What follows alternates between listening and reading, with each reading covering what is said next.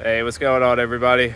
Just wanted to make a quick update video. It's been a while since I made an update video on the progress that we were making on the SRT4.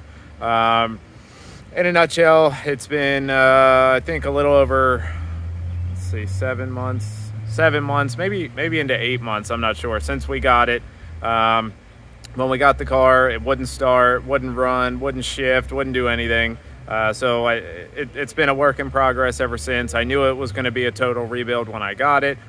So it wasn't a concern to do that. We found a number of issues that we didn't even expect finding. But since then, over that 7 or 8 months that we've had it, I've completed the engine rebuild. So from top to bottom, engine's been rebuilt. Top to bottom, transmission's been rebuilt. Just finished the suspension all the way around. So it's BC coilovers, thicker front and rear sway bars, lower control arms, front and rear, hub bearings, inner and outer tie rod ends. I mean, everything suspension and steering wise has been done. So engine done, tranny done, suspension done. Next thing is going to be, I need to do the brakes, but I can't do the brakes until I do this front end issue, and I'll show you that in a second. I don't know what I showed in the last video because it's been so long. So I know I got a new third brake light. So this third brake light here, it's hard to find an original third brake light for these cars that aren't messed up. So this is just an aftermarket third brake light from Modern Performance. And I think it goes pretty well with these depot tail lights and headlights anyway. I kind of would like the original third brake light, but you can't seem to find it, along with a lot of other parts for this car that you just can't find anymore because they've discontinued a lot of different things. Let's see. On the inside, we do have the factory boost gauge, but we also have an AEM air-to-fuel ratio gauge, the Diablo Sport tuner, which was also an issue trying to get that tuner worked out because the car had already been tuned with a different tuner. Obviously, that tuner had been lost over the years before I got it, so there was no tuner to unmarry to the car to be able to get this new Diablo Sport tuner. And because I didn't know who tuned it, what they tuned it with, what the parameters were, I just had to call Diablo Sport and say, hey, I need you to do a factory reset on that so that I can put this new one on and then set the parameters how I want. We still have to do the actual mobile tuning anyway. I still have to do the data logging and have somebody actually tune it, but that's going to be a little ways out anyway because I still have a number of things to do.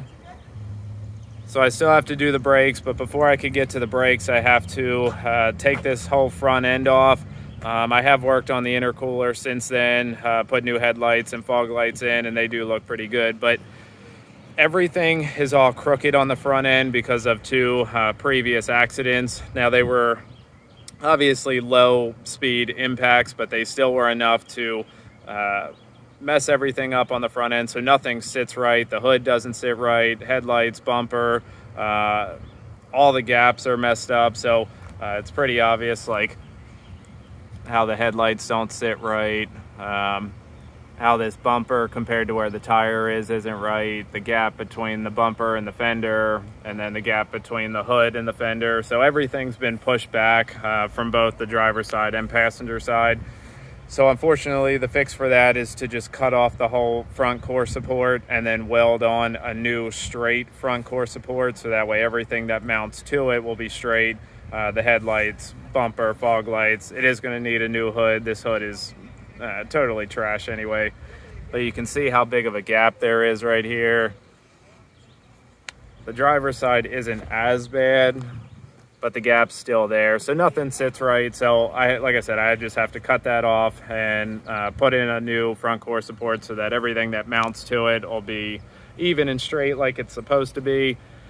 While I'm doing that, I also have to replace the radiator that's leaking. The radiator fans that are in it are aftermarket, and they're not recommended for this car because it doesn't have the CFMs to keep the engine cool the way it's supposed to be.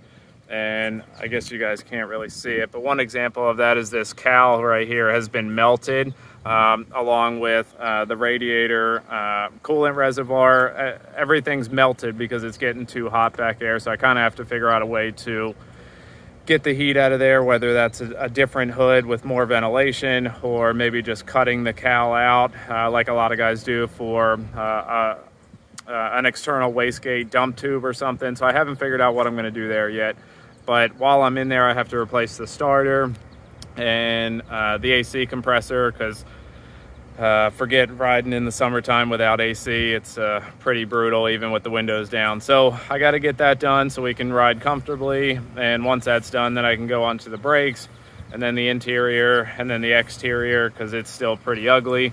But once that's all done, then I can go back to the engine and transmission, end up putting a DCR transmission in with probably like an AGP 50 trim turbo or something, but that's still a ways out. So I'll make another video and show you guys what other progress we've made when we get to that point. I just wanted to give you a look at what it's looking like after that 7 or 8 months that we've been working on it. It definitely runs good. It's a fun car. I'm glad I got it. I think I got it for a pretty good deal. Like I said, I knew it was going to be a total rebuild when I got it, so that wasn't surprising. But you find all kinds of stuff when you get into it, like the headlight bolts that I said I replaced the headlights. Well, the headlight bolts were broken off inside. Somebody either over tightened them or they were rusted in place when somebody tried to take them out. Either way, the bolts were broken off, so I had to drill those bolts out and then re-thread the holes to be able to put the new headlight bolts in. It's been stuff like that all the way through. I guess we can probably check out underneath the car. So these are the rear lower control arms that are done. Like I said, thicker sway bar, BC coilovers. I have moved the battery to the trunk, so that was a battery relocation kit, again from Modern Performance. That's pretty much where you get all the parts for these cars. Like I said, there's still a number of things to do, so I'll make another video when we get to that point. So as always, I appreciate everybody watching, and we'll see you later.